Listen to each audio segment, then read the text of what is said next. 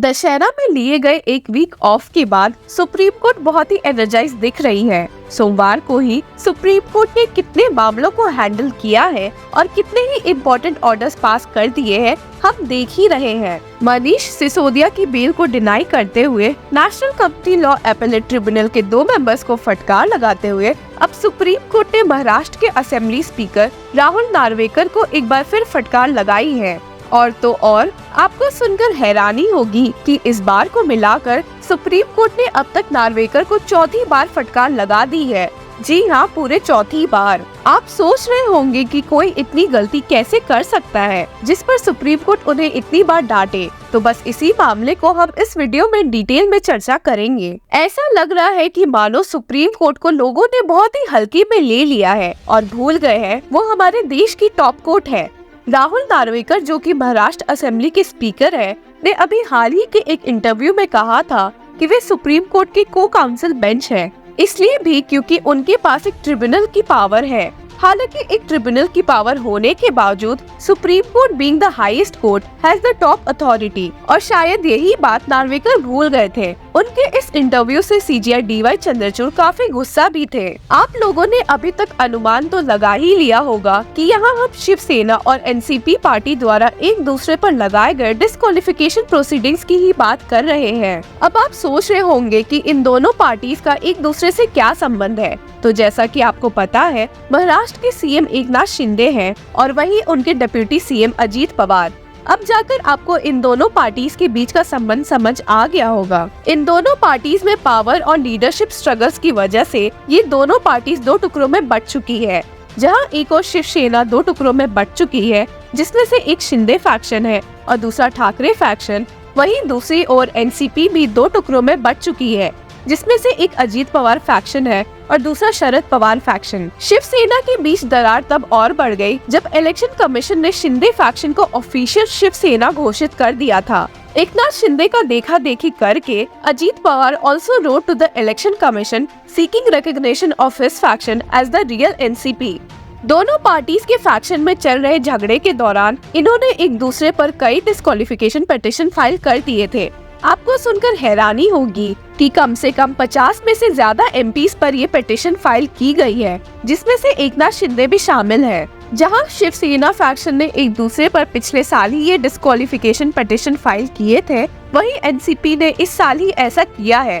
अब आप सोचेंगे कि इन सब में सुप्रीम कोर्ट राहुल नार्वेकर को क्यों बार बार फटकार लगा रही है। तो आपको बता दे कि इन डिस्क्वालिफिकेशन पिटीशन पर एज स्पीकर उन्हीं को सुनवाई करनी है और उनकी इस मामले में देरी की वजह से ही सुप्रीम कोर्ट आए दिन उन पे बरसती दिखती है। और ऐसा हो भी क्यों ना, क्योंकि सुप्रीम कोर्ट ने इस मामले में कई ऑर्डर्स अब तक पास भी किए हैं, जिसे राहुल नार्वेकर इग्नोर करते दिख रहे हैं। इन ऑर्डर्स को इग्नोर करने के साथ साथ राहुल नार्वेकर खुले आम इंटरव्यूज दे रहे हैं, जिसमें वे खुद को सुप्रीम कोर्ट का को काउंसिल बेंच बता रहे हैं। इस बात से सीजीआई डीवाई चंद्रचूड़ पिछले हियरिंग में बेहद गुस्सा नजर आए थे, जिसकी वजह से उन्होंने सॉलिसिटर जनरल तुषार मेहता को कहा था, He has to decide, Mr. SG, and he goes on to give interviews that we are a co-equal branch of the government.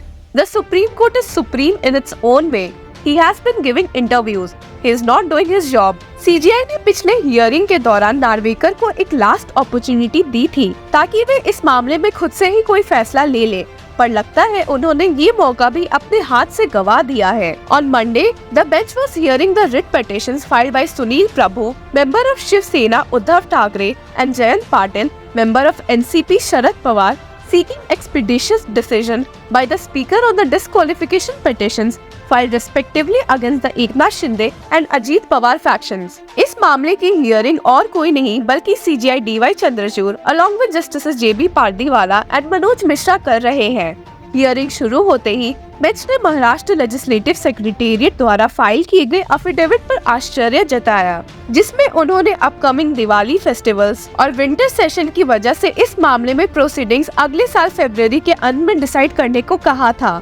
इस अफिडेविट से हैरान होकर सीजीआई ने कहा, Now he is saying he will hear by 29 February 2024। आपको बता दें कि पिछले हियरिंग में सीनियर एडवोकेट कपिल सिब्बल, जो कि उद्धव ठाकरे फैक्शन की ओर से मौजूद थे, ने सुप्रीम कोर्ट की बेंच को बताया कि इस मामले में स्पीकर ने एक ऐसा टाइम टेबल बनाया है जो पूरे 1 साल तक चलेगा।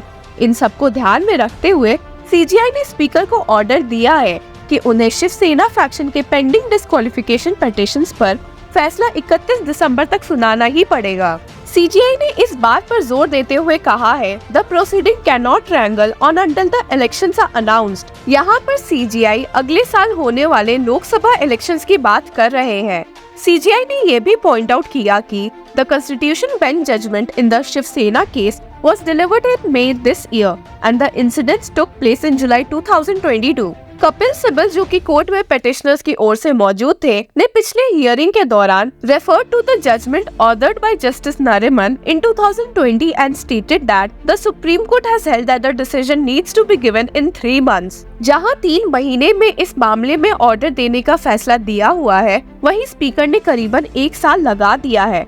तो ऐसे में सीजीआई का गुस्सा होना काफी नॉर्मल है। हालांकि सॉलिसिटर जनरल तुषार मेहता ने इस पॉइंट पर बेंच को समझाया कि दिवाली वेकेशंस और विंटर असेंबली की वजह से इस मामले में एक फैसला 31 जनवरी के पहले तक उम्मीद करना बेहद गलत होगा। हालांकि इस पॉइंट पर सुप्रीम कोर्ट की बेंच ने अपने व्यूज नहीं बदले, पर इन सब के बावजूद उन्होंने एनसीपी पार्टी के डिस्क्वालिफिकेशन प्रोसीडिंग्स के रिगार्डिंग 31 जनवरी तक का टाइम दिया है, कंसिडरिंग कि वो शिवसेना के कई महीनों बाद फाइल किया गया था। हालांकि इस पॉइंट पर सीनियर एडवोकेट मुकुल रोहतागी, जो कि अजीत पवार फैक्शन की ओर से मौजूद थे, ने बेंच के एनसीपी मामले में एक डेडलाइन देने पर आर्ग्यू किया, saying that the petitions were filed only in July and September this year. Kapil Sibal, जो कि शरद पवार फैक्शन की ओर से भी मौजूद थे, ने इस मामले में ये एडवाइस किया कि इस पॉइंट पर सिर्फ वो 9 एमएलएस के अगेंस्ट पिटीशन से डील करना चाहिए, जो कि जुलाई में फाइल किया गया था। इस पॉइंट पर सुप्रीम कोर्ट की बेंच ने अग्री किया और सीजीआई ने कहा,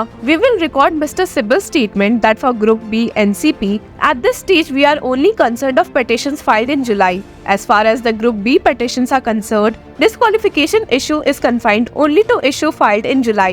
और इसी के साथ ये मामला समाप्त हुआ। इस मामले में देरी करने की वजह से पिटिशनर्स ने स्पीकर राहुल नार्वेकर पर शिंदे और अजीत फैक्शन को फेवर करने का इल्जाम लगाया था। कोर्ट ने पिछले हियरिंग के दौरान ही solicitor general of India Tushar Mehta और Maharashtra advocate general doctor Birendra Saraf दोनों को ही स्पीकर को समझाने को बोला था, ताकि वे इस मामले में कोई फैसला जल्दी ले ले, पर इसके बावजूद ऐसा नहीं हुआ।